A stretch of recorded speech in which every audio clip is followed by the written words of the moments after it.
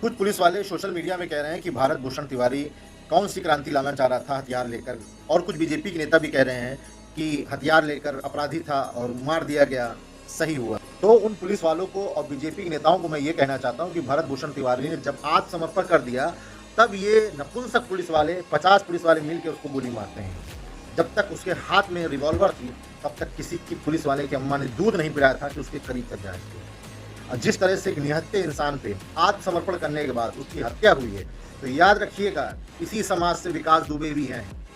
विकास दुबे कानपुर का घटना याद कीजिए, जब उसने सीओ को गोली मारने के बाद कुल्हाड़ी से पांव काट दिए, इसी पुलिस और इसी बीजेपी सरकार से उसकी भी हत्या करा दी गई थी, बड़े साजिश के तहत। लेकिन जिस तरह से ब्राह्मणों का कत्लेआम हो रहा है बीजेपी सरकार में, आने वाला समय बीजेपी के लिए विनाश का कारण बनेगा। यही चीज जिस तरह से बीजेपी हिंदू मुसलमान कर रही है, हिंदुओं को हिंदुओं के खिलाफ भिड़ा रही है, और जिस तरह से ब्राह्मणों का कत्लेआम कर रही है, अब बीजेपी के दिन ज़्यादा नहीं है।